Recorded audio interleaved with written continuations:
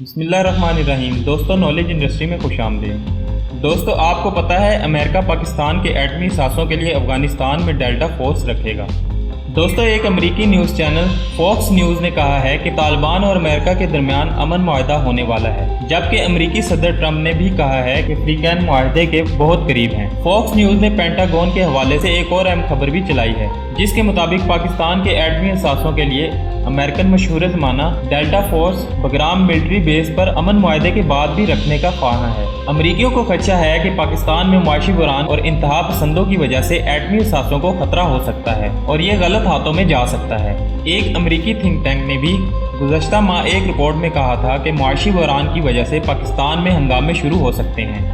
Focus news بنیادی طور پر امریکی اسٹیبلشمنٹ اور طاقتور یہودی لابی کا ماؤتھ پیس سمجھا جاتا ہے۔ اس چینل کی طرف سے پینٹاگون کا حوالہ دے کر پاکستان کے ایٹمی اثاثوں اور ڈیلٹا فورس کی بات کرنا بہت اہم اور معنی خیز ہے۔ پاناما سے شروع ہونے والے کھیل نے ٹیک آف میں آئی پاکستانی معیشت کو ہی زمین پر نہیں دے مارا، بلکہ عالمی مسابقت میں امریکی حریف عوامی جمہوریہ چین اور پاکستان کے درمیان گرم جوش تعلقات کو بھی ایک مرحلہ پر سرد مہری میں تبدیل کر دیا ہے۔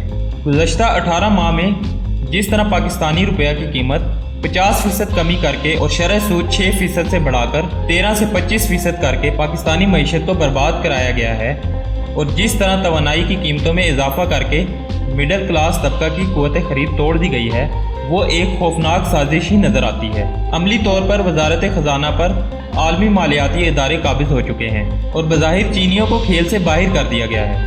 دوستو، ایک بات یہ بھی سامنے آ رہی ہے کہ غربت، بے روزگاری اور مہنگائی کی وجہ سے مستقبل میں ہنگامے پھوٹ پڑیں گے، اور اس بات کا امکان بھی ہے کہ ہنگامے خود ہی شروع کرا دیے جائیں گے، تو پھر پاکستان کے ایٹمی اثاثوں کی حفاظت کا سوال اٹھایا جائے گا۔ فوکس نیوز کی اس خبر سے ان خدشات کو تقویت ملتی ہے کہ اصل ہدف سی پیک اور پاکستان کا ایٹمی پروگرام ہی تھا، اور اب بلی بتدریج تھیلے سے باہر آ رہی ہے۔